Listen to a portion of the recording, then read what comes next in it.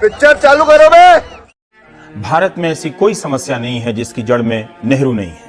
अगर नेहरू नहीं है तो वो समस्या नहीं है। 1947 में देश आजाद हुआ। देश के सामने ढेर सारी चुनौतियां थी। एक आधुनिक भारत की अपने को नींव रखनी थी। हमारा देश बड़ा सौभाग्यशाली है कि हमें पंडित जवाहरलाल नेहरू जैसे पहले प्रधानमंत्री मिले जिन्होंने एक विजन के साथ एक आधुनिक भारत की नींव रखी। 1959 में जब यूनेस्को की मदद से भारत में टीवी आया तो नेहरू की वजह से ही है। और नीचे जो वो सब्सक्राइब का बटन है ना, उसको हिट करो। उन्होंने स्टील अथॉरिटी ऑफ इंडिया बनाई, उन्होंने भारत हेवी इलेक्ट्रिकल लिमिटेड बनाई, उन्होंने आईआईटी खड़गपुर बनाई, उन्होंने Indian institute of management Calcutta IIM Ahmedabad बनाए, उन्होंने भारत एटॉमिक रिसर्च सेंटर बनाया, उन्होंने डिफेंस रिसर्च डेवलपमेंट ऑर्गेनाइजेशन बनाई। पूरे देश के अंदर सबसे बड़ा हॉस्पिटल ऑल इंडिया मेडिकल है, उसको चाचा नेहरू ने बनाया था। मैं बताऊं सच आपको इस देश का, बताइए। जिस दिन नेहरू प्रधानमंत्री बना था उसी दिन देश गर्त में चला गया था।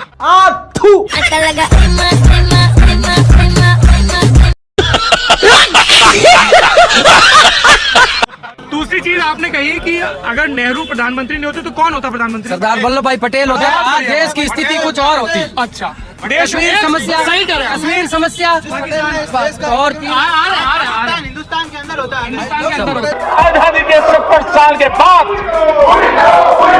एक दिन ऐसा नहीं जाता है कि आपके उस पाप की सजा 125 करोड़ हिंदुस्तानी न भुगतें। तुम चुल्लू भर पानी में जाके डूब के मर जाओ।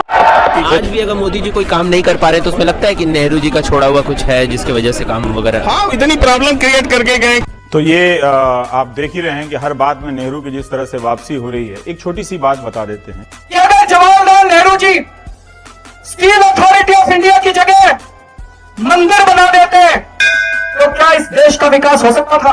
अगर जवाहरलाल नेहरू जी IIT खड़गपुर की जगह 185 मीटर ऊंचा स्टैच्यू बना देते। दोस्तों, मैं भी IIT खड़गपुर से पढ़ा हुआ हूं। अगर जवाहरलाल नेहरू जी BHEL की जगह एक मंदिर बना देते, क्या इस देश की प्रगति हो सकती थी? इनके चक्कर में मत पड़ना। अगर ये मंदिर और मस्जिद बनाते रह गए तो आपका बेटा इंजीनियर नहीं बनेगा, उसको पुजारी बनाना पड़ेगा किसी मंदिर में बिठाने के लिए। दोस्तों, ये बड़ी अच्छी बात कही आप। हम वकीलों को तो मोदी को ही वोट देना चाहिए क्योंकि उसने सरदार वल्लभ भाई पटेल की पूरे विश्व में सबसे ऊंची मूर्ति लगा दी और वो वकील था। आपने कहा कि सरदार वल्लभ भाई पटेल वकील थे, बिल्कुल सही कहा, पर वकील तो नेहरू भी थे। पंडित नेहरू को दिखा दिया गया। अगर देश के पहले प्रधानमंत्री सरदार वल्लभ भाई पटेल होते तो मेरा कश्मीर का ये हिस्सा आज पाकिस्तान के पास न होता।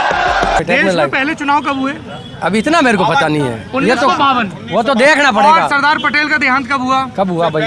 उससे पहले तो फिर पटेल कैसे होते प्रधानमंत्री? ये बिल्कुल एक ऐसा भक्त का तबका है जो कहते हैं कि नून रोटी खाएंगे मोदी को जिताएंगे। ये बेचारे किसी मतलब एक बार चले गए थे डॉक्टर के पास और डॉक्टर ने कहा कि क्या दिखाने आ रहे हो? कह रहे दांत में दर्द है। बोला ठीक है दांत दिखाओ। तो जैसे ही दांत दिखाया तो डॉक्टर तुरंत बोला अच्छा मोदी भक्त हो क्या? फिर आपको कैसे पता चला? कह रहे हाँ तुम्हारे दांत में गोबर लगा है ना।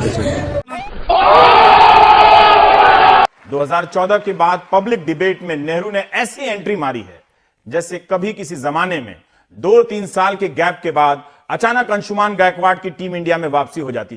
खत्म, बाय बाय।